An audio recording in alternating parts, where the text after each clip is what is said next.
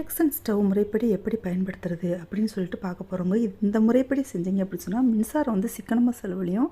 அதே சமயத்தில் சமையலும் சரியான முறைப்படி எப்படி பண்ணுறது அப்படின்னு சொல்லிட்டு பார்க்க போகிறோங்க. என்ன அப்படின்னு சொன்னால், இப்போ நம்ம தோசை சுடுறோன்னு வச்சுக்கோங்க உதாரணத்துக்கு. இதிலே வந்துட்டு தோசை அப்படின்னு சொல்லி கொடுத்துருப்பாங்க. அந்த மாதிரி வந்து ஆப்ஷன் வந்து வச்சுக்கணும். எப்போவுமே வந்துட்டு நம்ம ஃபுல்லாக வைக்கக்கூடாதுங்க.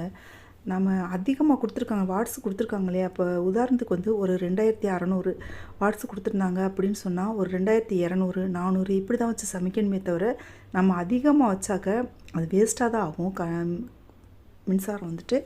அதனால் அந்த மாதிரி சமைக்கக்கூடாது. நம்ம பெரும்பாலும் வந்துட்டு இந்த தோசையெல்லாம் ஊற்றிட்டு அதுக்கு பின்னாடி எண்ணெய் ஊற்றிட்டு அதுக்கு பின்னாடி மூடி வச்சு சமைச்சோம் அப்படின்னா ரொம்ப சீக்கிரமாகவே சமைச்சிடலாங்க. நம்ம அடுத்து வந்துட்டு குக்கர் வைக்கிறோம். நம்ம ரைஸோ எது வேணாலும் வைக்கலாம்னு வச்சுக்கோங்க. குக்கரில் வச்சா அதே மாதிரி அந்த குக்கர் அந்த ஆப்ஷன் படி வைக்கிறது ரொம்ப நல்லது. நைட் டைமில் நீங்கள் வந்து முடிஞ்ச வரைக்கும் இந்த இண்டக்ஷன் ஸ்டவ்வை எடுத்து போய் ஹாலில் வச்சுருங்க. இதுக்குள்ளே வந்துட்டு வீட்டில் என்னென்ன பூச்சியெல்லாம் இருக்கோ அது போய் நுழைஞ்சிக்குதுங்க. அதுவும் இந்த நம்பர் இருக்கு இல்லையா, அந்த நம்பர் இருக்கும் இல்லையா, அந்த லைட் எரியுது இல்லையா, அந்த இதுக்குள்ளே வந்துட்டு போய் இருந்துக்குது. அதே மாதிரி எந்த ஒரு மின்சார சாதனமாக இருந்தாலும் சரி, சமைச்சு முடிச்சாச்சா நைட் டைம் நம்ம தூங்க போகும்போது நம்ம வந்து அங்கே போய் எடுத்து வச்சிடணும். எதனால் அப்படின்னு சொன்னால், நம்ம வீட்டில் பூச்சியே இருக்காது, எந்த ஒரு பூச்சியுமே இருக்காது. ஆனால் ஏதோ ஒரு பூச்சி அது அடிப்பாகத்தில் போய் ஒளிஞ்சிக்கிட்டு அடிக்கடி வந்துட்டு ரிப்பேர் ஆகிற மாதிரி ஆக்கிரும் பார்த்துக்கோங்க.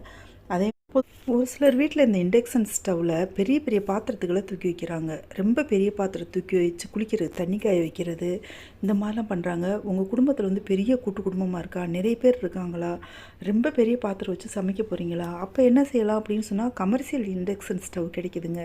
அது மாதிரி வாங்கி வச்சிட்டிங்கன்னா பிரச்சனை இல்லை. அதை விட்டுட்டு இந்த நார்மல் நம்ம சமைக்கக்கூடிய இந்த இண்டக்ஷன் ஸ்டவ்வில் நீங்கள் பெரிய பாத்திரத்தை வச்சிங்க அப்படி சொன்னால், இதுக்கு கீழே வந்து காயில் இருக்குங்க. சரியாக அந்த ரவுண்டு இருக்கு இல்லையா, அந்த ரவுண்டுக்கு கீழே வந்துட்டு காயில் இருக்கும். அந்த காயில் வந்துட்டு அப்படியே வந்துட்டு கெட்டு போயிடும். சீக்கிரம் வந்து ரிப்பேர் ஆகிட்டே இருக்கும். நாம் இந்த முறைப்படி கரெக்டாக நம்ம ஃபாலோ பண்ணோன்னா அது ஒரு முறை கூட ரிப்பேர் ஆகாமல் நம்மளுக்கு மின்சாரம் சிக்கனமாகவும் நிறைய நாட்களுக்கும் வந்துட்டு பயன்படுத்தலாம் ரிப்பேரே ஆகாமல். இந்த குழம்பு வந்துட்டு நம்ம வதக்கி விட்றோம் இல்லையா, அப்போ அதிகமாக வைப்போம் இல்லையா, வச்சுட்டு அந்த குழம்பு கொதித்த பின்னாடி நம்ம கம்மி பண்ணிக்கிட்டோம் அப்படின்னு சொன்னால், அது சிம்லேயே நம்ம கேஸ் அடுப்பில் வைப்போம் இல்லையா, அது மாதிரி சிம்லேயே வச்சுட்டு கொதிச்சுக்கிட்டே இருக்க மாதிரி ரொம்ப சீக்கிரமாகவும் ஆயிரும். நம்ம அதிகமாக வச்சா மட்டும்தான் வந்துட்டு ஸ்பீடாக ஆகுன்றதுலாம் இல்லைங்க. நீங்கள் இங்கே பார்த்தீங்கனாலே தெரியும். நான் வந்துட்டு ரொம்ப கம்மியாக வச்சுருக்கேன். அந்த மாதிரி வச்சோம் அப்படின்னு சொன்னாலே சீக்கிரம் சமையல் ஆயிரும். உள்ளுக்குள்ளேயே வந்து கொதிச்சுட்ருக்கும், மெல்லிசாக வந்து கொதிச்சுக்கிட்டு இருக்கும். நம்ம சமையல்லாம் முடித்த பின்னாடி ஒரு காட்டன் துணி இதுக்குன்னு தனியாக வச்சுக்கணுங்க.